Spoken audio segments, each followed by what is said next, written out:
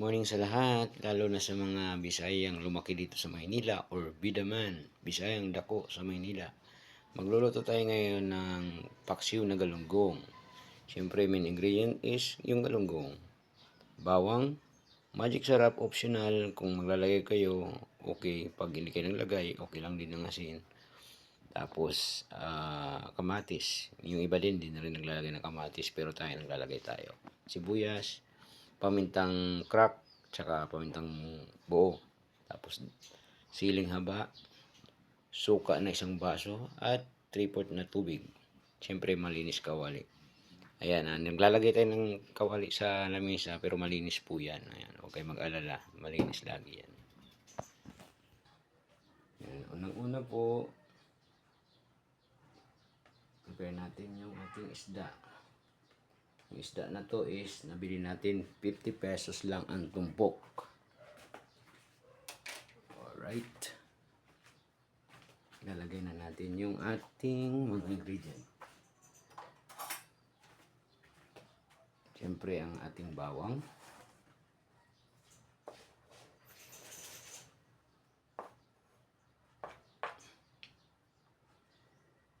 Ang ating sibuyas.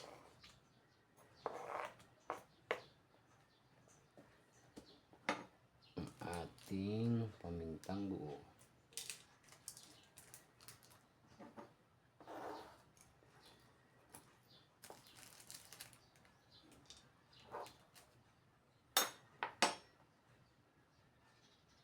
Pamintang crack.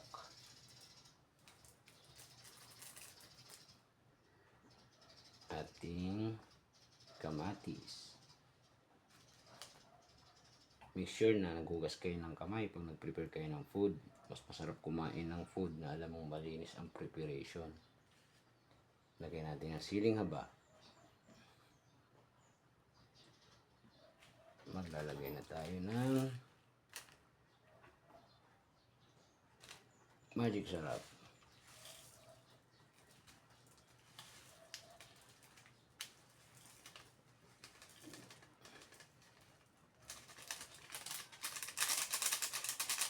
Alright. Maglagay tayo ng suka.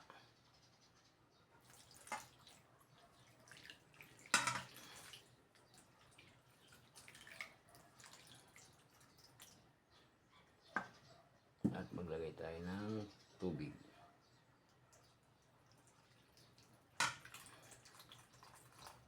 Marami akong magsabaw guys kasi may alaga akong aso. Ayan. Pero mamaya ako konti rin naman yan. Tapos may nakalimutan tayong ilagay. Yung ating luya. At ito na nga, yung lastly lalagay natin ay ating luya.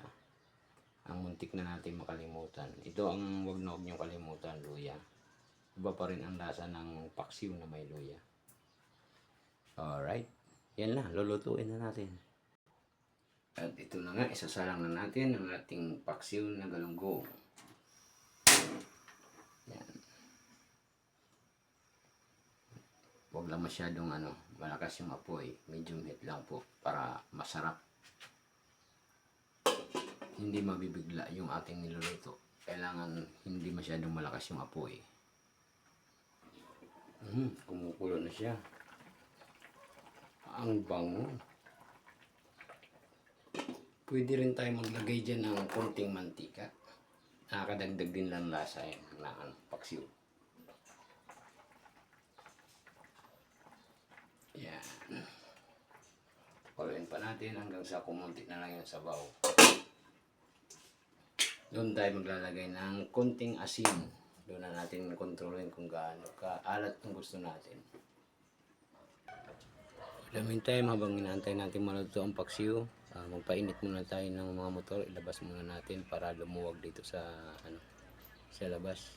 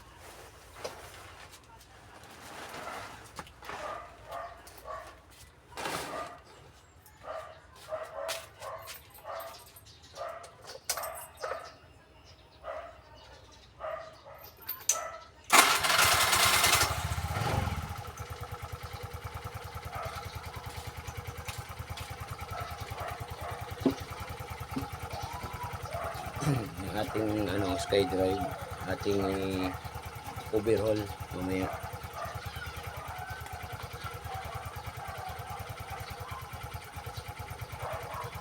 Papalitan ko yan ng blockhead. Ayan. Kasi kung mapapansin nyo, maingay na siya. Tapos bubuksan na rin din natin siya, i-rewiring na rin natin.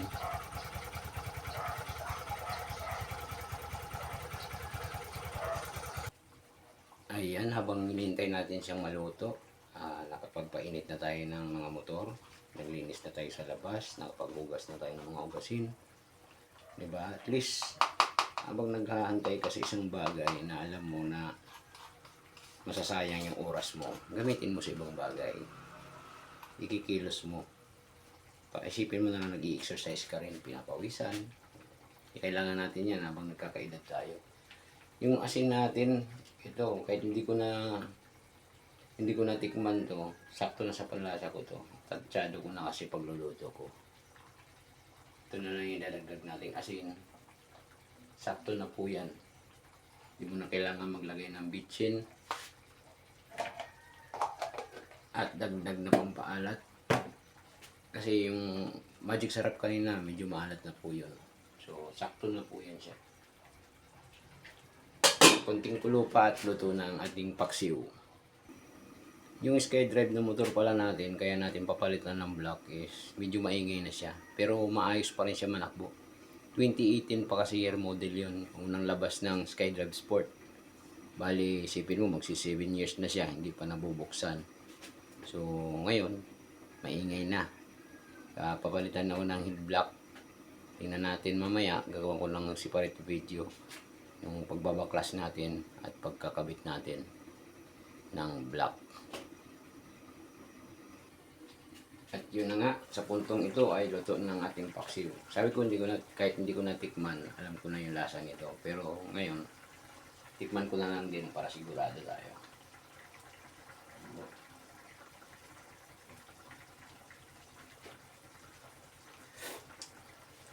Oh, perfect. Sarap. Saktong asim. Saktong alat. Saktong asim. Actually, hindi siya maalat. Talagang sakto lang talaga. Sarap. The best.